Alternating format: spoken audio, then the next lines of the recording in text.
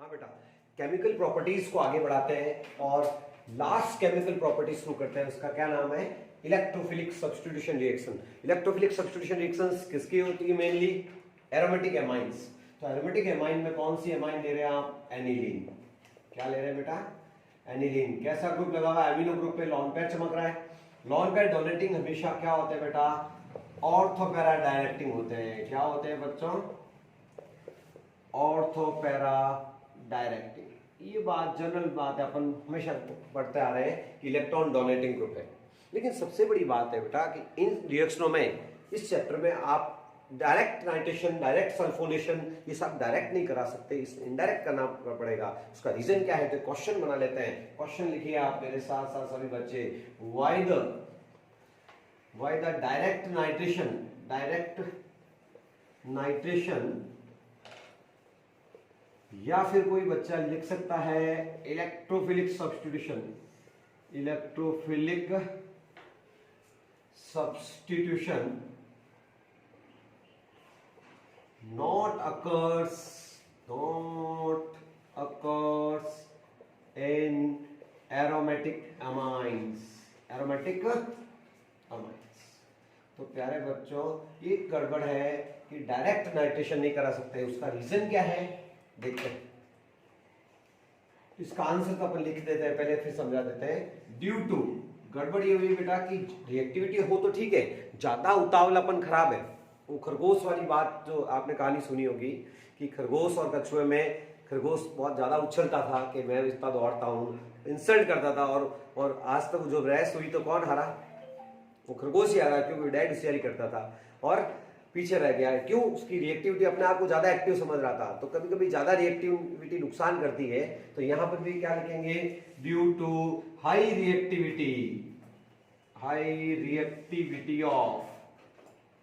Reactivity of amino group. Due to high reactivity of amino group, reaction occurs at, due to high reactivity amino group, reaction occurs at amino group and forms anilinium ion which is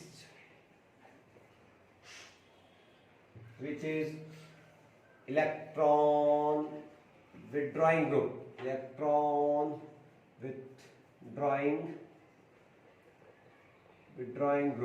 electron withdrawing कैसे देखिए, आइए अब देख लीजिए। इसमें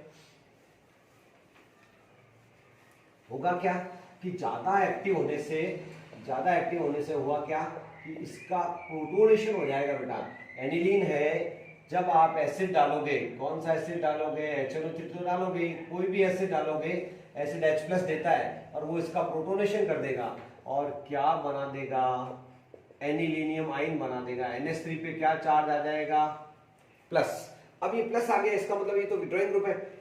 electronegative positive charge, ये देखो खींचने वाला बन गया। यहाँ तो लॉन पेयर पड़ा था, यहाँ लॉन पेयर नहीं है। और विड्रॉइंग ग्रुप हमेशा जब भी नाइट्रेशन होगा, विड्रॉइंग ग्रुप में हमेशा कौन सा प्रोडक्ट मेजर प्रोडक्ट की तरह जाएगा बेटा? और वो होगा प्यारे बच्चों मेटा प्रोडक्ट। क्या आएगा? मेटा प्रोडक्ट आ जाएगा बेटा। तो आप क्या पढ़ रहे हो? क्या लिखा था? Meta product. तो अपन ने कहा कि ये तो ऑर्थो पैरा डायरेक्टिंग, और आंसर क्या आ गया? मेटा प्रोडक्ट आ गया। तो we not occurs direct electrophilic substitution, direct nitration, direct sulphonation इसमें नहीं कर सकते, इनडायरेक्ट करवाएंगे, उससे आपको फायदा होगा। तो एक अगला क्वेश्चन और तैयार करते हैं। हाँ बेटा, डायरेक्ट नाइट्रेशन अपन नहीं कर पा रहे थे क्योंकि मेटा प्रोडक्ट आ रहा था। उसकी रीजन था रिएक्टिविटी ज्यादा थी। तो अपन क्या ऐसा कर दें कि रिएक्टिविटी कम हो जाए और प्रोटेक्शन ऑफ NH2 ग्रुप हो जाए? तो एक रिएक्शन करवानी पड़ती है, उसका नाम है एसाइलेशन। तो इस क्वेश्चन क्या है? पहले तो which reaction occurs before nitration? Nitration करवाने से पहले एक एक्स्ट्रा रिएक्शन करवानी है, यानी सीधे जाओगे तो नुकसान में रहोगे, ठीक है ना। उंगली टेढ़ी करके आपको जाना है, मतलब रिएक्टिविटी को कम करना है, इसकी NH2 ग्रुप की। For the protecting NH2 group, ठीक है ना। तो इसका आंसर है बच्चों, मैंने क्वेश्चन बना दिया है, बुक में क्वेश्चन आंसर नहीं बनाया है, बुक में तो एक थ्योरी दी, उसको मैंने क्वेश्चन आंसर की फॉर्म में लाया। Before nitration we occurs acylation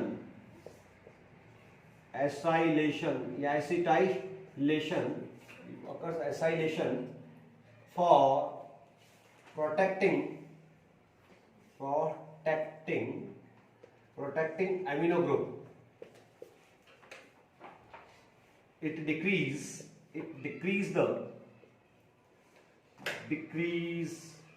reactivity of amino group.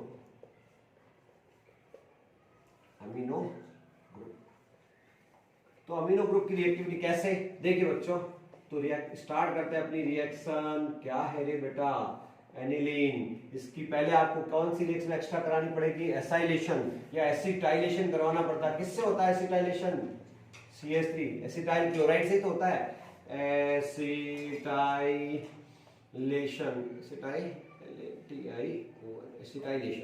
Acylation कहां से क्या बाहर जाता है, इसमें H रिप्लेस बाय एसिटो ग्रुप, और एक बहुत ही फेमस कंपाउंड है, बहुत ज्यादा कई नाम कॉलेज में भी सुनोगे, प्रिपरेशन भी आती है कॉलेज में इसकी, और इसका नाम है एसिड एनिलाइड। क्या नाम है बेटा, इसका नाम है बेटा एसिड हो गया एनिलाइड, एसिड एनिलाइड के नाम से फेमस है।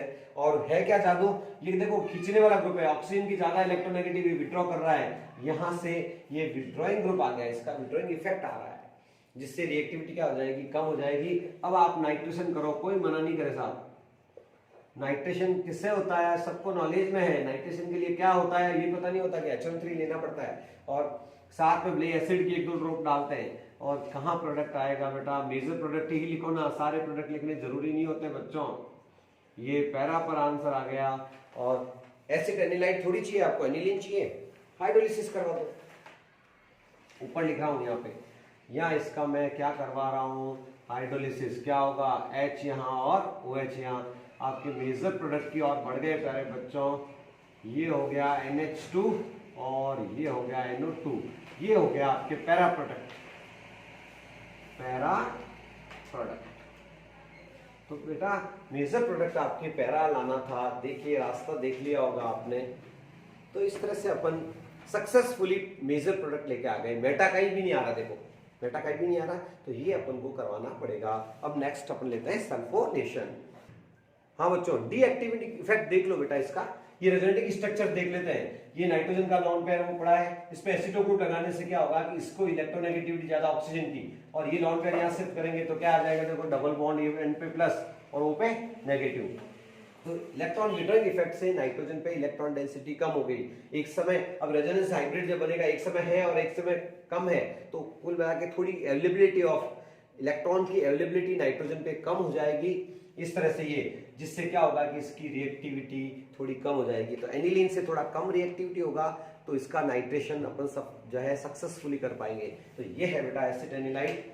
अब इसका यदि नाइट्रेशन करवाता है तो ऑर्थो पैरा प्रोडक्ट यानी मेजर प्रोडक्ट आपके पैरा मिल जाता है। तो अब नेक्स्ट रिएक्शन कौन सी ले रहे हैं, सल्फोनेशन।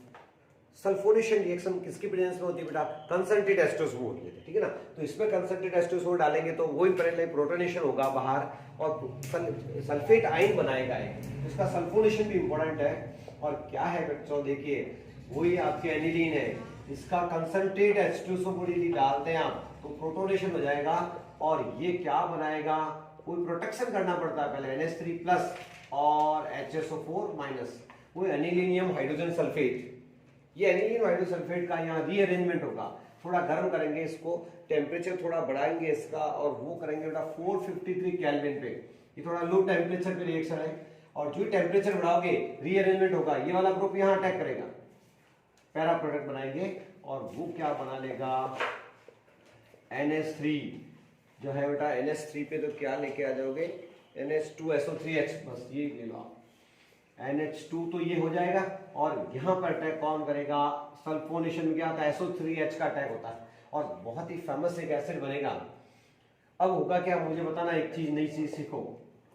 पहली बार ही आ रही है ये चीज कि यहाँ तो है बेसिक ग्रुप, ध्यान देना नए बच्चे ध्यान दो, ये तो है बेस और ये एसिड, एसिड और बेस रिएक्शन करते हैं तो सॉल्ट बना लेते हैं। क्या बना लेते हैं? अंदर ही अंदर क्या होगा कि एक एसिड बनता है, उसका नाम है सल्फेनिलिक एसिड। पहले तो ये फेमस एसिड है सल्फेनिलिक एसिड। ये सल्फेनिलिक एसिड क्या होता है कि ये अंदर ही अंदर अपने सॉल्ट फॉर्मेशन करेगा, इंटरनल सॉल्ट। अपने कोई नहीं पूछेगा, अपन को पूछने नहीं आएगा आपको, ये बेस ये एसिड देखना H+ इसको दे दो तो क्या बनेगा, एक बहुत ही फेमस सॉल्ट है जिसको बोलते हैं इंटरनल सॉल्ट या ज्वीटर आयन बोलते हैं। क्या बोलते हैं केमिस्ट्री में? ये तो बना लेगा NH3+ और SO3 पे क्या आ जाएगा -H+ का अटैक हो गया, इसका इस पे अटैक हो जाएगा और ये बन गया सॉल्ट, डाइपोल की तरह बिहेव करेगा ये सॉल्ट। और इसका नाम बहुत ही फेमस केमिस्ट्री में ज्वीटर आयन। पूछ सकते हैं बेटा कि what is the zwitter ion? तो अपन कहेंगे एम्फोटेरिक आयन जो होता है जिसमें एसिड और बेस दोनों का काम करता है, अंदर ही अंदर एसिड बेस का काम कर रहे हैं, ठीक है ना, इसको बोलता है एम्फोटेरिक। का मतलब क्या है? जो एसिड की तरह और बेस दोनों की तरह बिहेव करता है, ऐसे आयंस को हम ज्वीटर आयन या फिर इंटरनल सॉल्ट भी कहते हैं। ये एक स्पेशल बढ़िया रिएक्शन है और एसिड का नाम आया सल्फेनिलिक एसिड, नीलिक एसिड NiLiC करेक्ट है, सल्फेनिलिक एसिड दोस्ती करेक्ट। तो पहले प्रोडक्शन होकर के फिर पैरा प्रोडक्ट आएगा मेजर प्रोडक्ट, तो ये इसका सल्फोनेशन लिखे, नोट करें। When bromination occurs in presence of, bromination क्या होता है? वही हेलोजिनेशन है एक तरह का, है ना। Bromination occurs in presence of bromine water, तो बहुत ही आंसर है बेटा, अलग ही आंसर है कि वाटर में वाटर प्रोटेक्शन कर देता है उस एनिलीन का। तो 2,4,6 ट्राई नाइट्रो एनिलीन बनेगी जो फिनॉल में बनी थी। तो इन प्रेजेंस ऑफ, देखिए आप, in presence of bromine water, bromine water का ध्यान रखना। वाटर कैसा सॉल्वेंट है? आयोनिक, वो प्रोटोनेशन कर देगा। गिव्स 2,4,6 ट्राई ब्रोमो एनिलीन, क्या दे देगा वो? 2,4,6 ट्राई ब्रोमो एनिलीन। तो चेक कर लेते हैं एक बार, यहाँ क्या चमकता हुआ दिखेगा? ये तो है एनिलीन, इसमें ब्रोमीन। दिमाग की बत्ती चालू रखना, ये वाटर में अलग आंसर है, उसमें अलग आंसर है। तो ये ब्रोमीन वाटर है तो एक्टिव ज्यादा होता है वाटर, ये ब्रोमिनेशन हो जाएगा कहाँ? आराम से। इस वाटर तो इसका प्रोटेक्शन कर देगा, बाकी आंसर आपको दे देगा। क्या सीधा आंसर याद कर लेना है, 2 पर ब्रोमिनेशन 4 पे और 6 पे रिएक्टिविटी ज्यादा है, 2,4,6 ट्राई ब्रोमो एनिलीन बनेगी और प्लस 3HBr। तो इसका ईपीसी नेम भी आपको आना चाहिए, 2,4,6 ट्राई ब्रोमो एनिलीन। ये कब बेटा? ब्रोमीन वाटर से रिएक्शन है तब तो ये है, लेकिन वाटर नहीं लेकर के दूसरा सॉल्वेंट ले लेते, ठंडे सॉल्वेंट कौन सा होते हैं?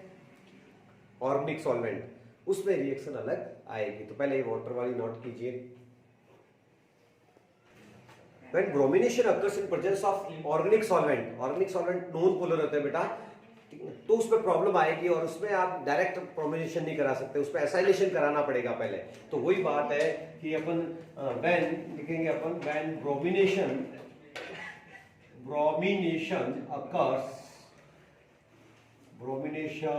occurs in presence of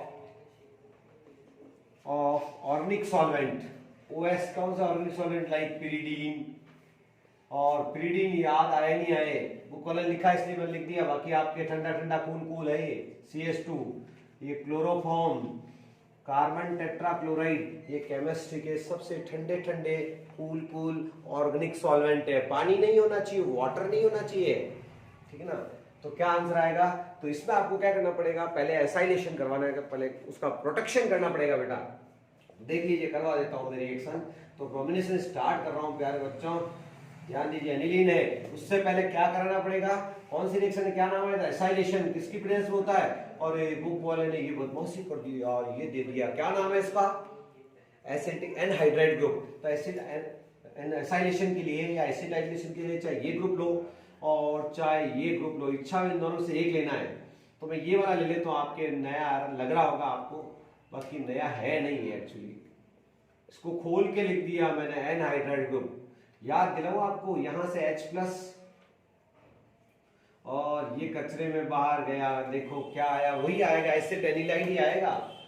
जो कंपाउंड एक बार आ गया है वो बहुत ही ज्यादा सुप्रसिद्ध, उस सुप्रसिद्ध कंपाउंड का नाम है एसिड एनिलाइड का है NHCOCH3। हो रहा कचरे में क्या गया बाहर, CH3COH का है, चेक कराऊं क्या, CH3COOH ये बाहर गया यहां से, NHCOCH3 चेक कर ले बच्चों। कंपाउंड का क्या नाम है रे, एसिड एनिलाइड, एसिड एनिलाइड तैयार है बच्चों।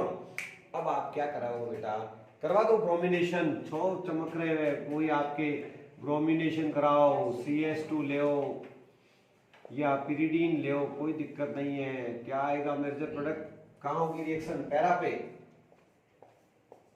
और तो बनाया नहीं है मैंने क्योंकि वही विड्रॉइंग इफेक्ट लेके आ गया हूँ और ब्रोमिनेशन करवा दिया पैरा पे। और फाइनली आपको हाइड्रोलिसिस करवाना है H और OH। फाइनल आंसर आप चेक कर सकते हैं, para product is the major product now. और ये ब्रोमिनेशन हो गया, सक्सेसफुली ब्रोमिनेशन आपको करवाना है। तो पहले एक रिएक्शन करवाई, उसका नाम कौन बता रहा है, एसिटाइलेशन या एसिटाइलेशन करवाना पड़ता है, ये पहले रिएक्शन करवानी पड़ती है बेटा। तो ये सक्सेसफुली आपके क्या आया, पैरा ब्रोमो, नाम बोलो, पैरा पर ब्रोमो चमक रहा, Br एनिलीन। तो बच्चों पैरा प्रोडक्ट आ गया। इस तरह से बच्चों एमाइंस की सारी केमिकल प्रॉपर्टी अपन ने खत्म कर ली है। अब इस चैप्टर का ऑर्गेनिक का मेन हीरो, उसका नाम मैं बता चुका हूं उस पहले वीडियो में, उसका नाम है डाईएजोनियम सॉल्ट। उसकी प्रॉपर्टीज पढ़ेंगे थोड़ी सी, और उसका पूरी केमिस्ट्री में क्या कमाल है वो देखेंगे, और उससे सारे इंटरकन्वर्जन सीखेंगे, और उसके बाद में ऑर्गेनिक केमिस्ट्री समाप्त हो जाएगी प्यारे बच्चों। खुशी की बात है, उसके बाद इंटरकन्वर्जन, रिवीजन और वो सब चलेंगे। तो बच्चों इलेक्ट्रोफिलिक सब्स्टिट्यूशन बहुत ही मुश्किल से हो रहे थे, डायरेक्ट नहीं हो रहे थे, और एक लास्ट रिएक्शन तो हो ही नहीं रही है। तो हो नहीं रही तो क्वेश्चन आएगा, बुक से मैंने एनसीईआरटी की लाइन से लिया है क्वेश्चन, और एनसीईआरटी जब अच्छी पढ़ाई करनी पड़ती है तो ऐसे क्वेश्चन आते हैं। तो why the aniline does not undergoes Friedel-craft reaction, Friedel-craft reaction तो होगी नहीं, उसका रीजन ये है बेटा कि एक्टिव ज्यादा, और ये एसिड डाला आपने, ये लेविस एसिड है, ये रिएक्शन इससे नहीं करके फ्रीडेल-क्राफ्ट ना, ये बाहर रिएक्शन कर लेता है, वो सॉल्ट फॉर्मेशन कर लेता है, तो प्रोटेक्शन हो गया ग्रुप का, और प्रोटेक्शन होते ही तो ये तो ग्रुप विड्रॉइंग ग्रुप हो गया ना। और विड्रॉइंग क्यों देंगे इलेक्ट्रोफिलिक सब्स्टिट्यूशन, देना ही नहीं चाहते, तो फ्रीडेल-क्राफ्ट रिएक्शन में ये जो इलेक्ट्रोफाइल बनेगा भी नहीं है, बनाएगा भी नहीं इलेक्ट्रोफाइल। तो इसका आंसर है बेटा due to salt formation with the AlCl3 Lewis acid which used as catalyst, जो हमने कैटलिस्ट डाला था वो कैटलिस्ट ही यहाँ दुख का कारण बन गया, वो बाहर रिएक्शन कर जाता है, सॉल्ट फॉर्मेशन बना लेता है। तो ड्यू टू सॉल्ट फॉर्मेशन, ठीक है ना, वी या aniline not gives the electrophilic substitution, या फ्रीडेल-क्राफ्ट रिएक्शन नहीं बनाएगा, क्योंकि ये मिथाइल केटाइन बनेगा ही नहीं, CH3+ बनना चाहिए, वो इसमें बनेगा ही नहीं, और बाहर जाकर के ये सॉल्ट फॉर्मेशन कर लेगा। तो इस तरह से बच्चों इलेक्ट्रोफिलिक सब्स्टिट्यूशन रिएक्शन पे एक वीडियो बन गया, छोटा सा ही है, इसको नोट जरूर करें उसमें।